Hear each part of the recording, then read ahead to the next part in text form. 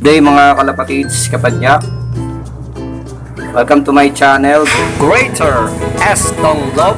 Please like, share, and subscribe. Ayos!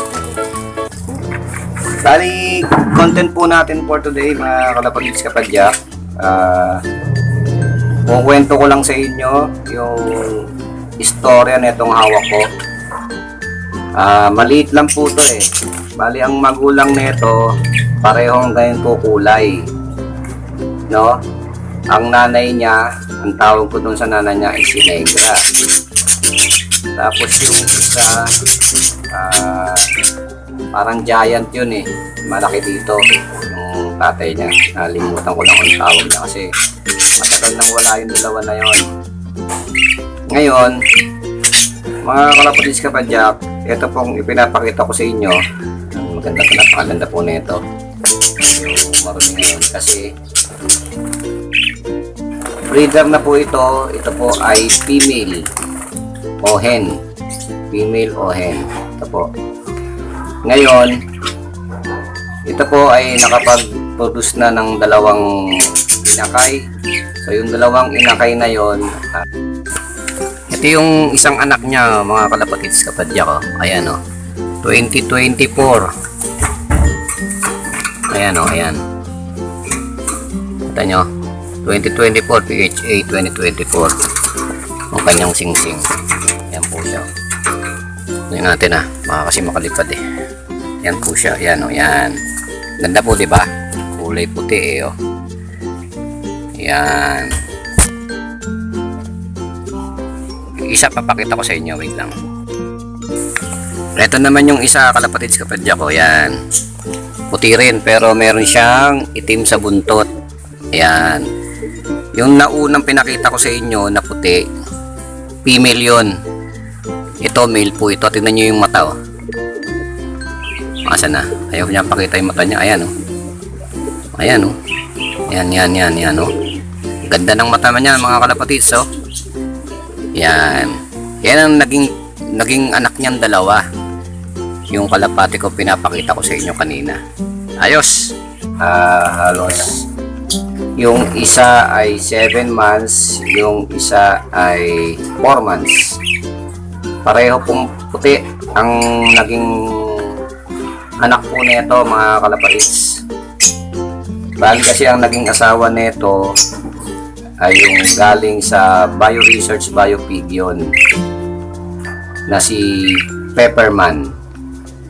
So si Pepperman nandun. Ngayon, nakakwento ko lang, nawala po kasi ito dahil nung naglilinis ako ng lock nila, sumabay po siya. Pagbukas ng pinto, sumabay po siya.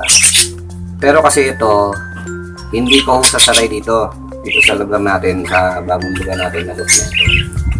Kaya, hindi ko akalain na hindi siya makakabalik. Kaso, hindi na po siya bumalik hanggang kinabukasan, hanggang sumunod na araw. Hanggang inabot na po ng 1 buwan. Ngayon,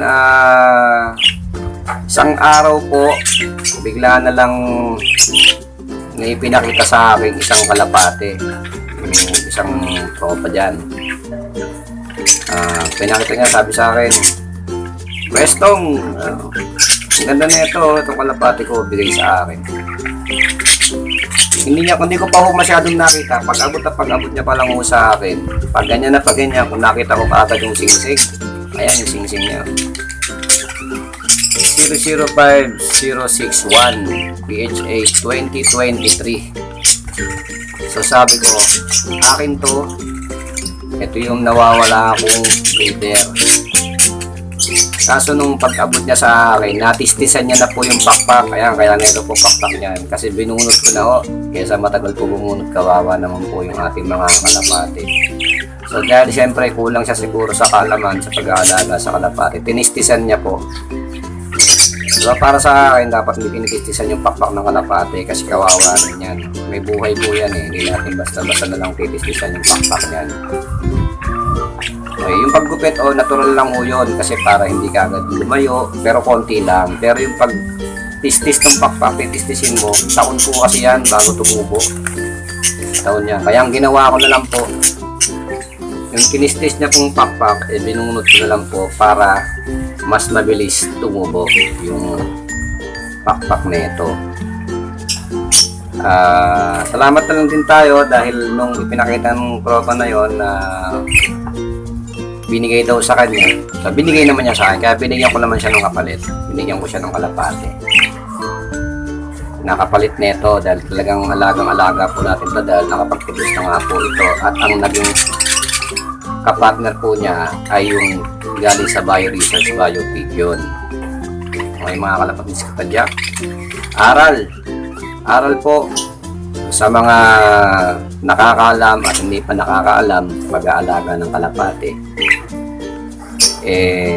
Unang-una, kapag breeder, ingatan po natin makalabas sa kulungan. Kasi may kasalanan din tayo dahil napabayaan natin nakalipad. Wala namang sanay. Pangalawa, doon naman sa mga nakakuha, kung may singsing hindi sa inyo, pakawalan nyo. Yun nga sabi ko sa mga ibang una kong video, pag hindi sa inyo, pakawalan nyo. Pag bumalik, pakawalan nyo pa rin.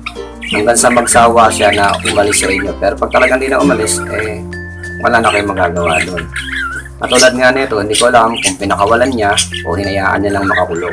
Kasi sabi nga sa akin, parang nag-anak din siya doon. Parang nag-anak din siya doon. So isang buwan kasi halos nawala.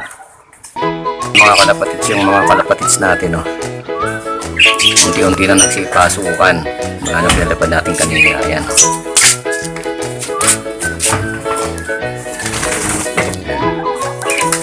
Ayan. Pumasok na pala yung dalawa. Isang puti pumasok na. Sino pa naiwan? Ito pa. Yung isang puti pa. Ayan. Saka isang parang black. Ayan. Sila na lang naiwan. Sila yung laging huli pumapasok. Yung isang puting malaki na yan. Yun ang nasilip-silip. Yung isa nasa may bubong. Kaya papasok na rin yan pa nagutom. Isa yun nasa taas ng bubong Ayan mga kalapatids. Next month lilipad na natin ng malayo yan. Bumaba na siya. Isa na lang. Isa na lang po mga kalapatids.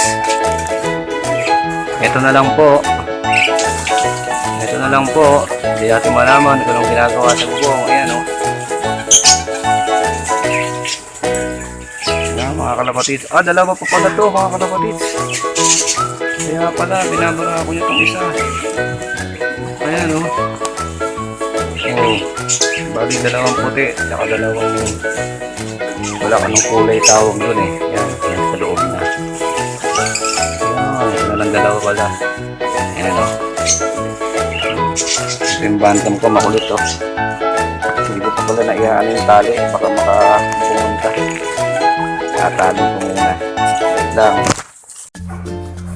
Pangalawa, doon naman sa mga baguhan o matagal na rin na nagtitistis ng pakpak ng kalapate, huwag na po natin gagawin yun kasi kawawa po yung mga kalapate.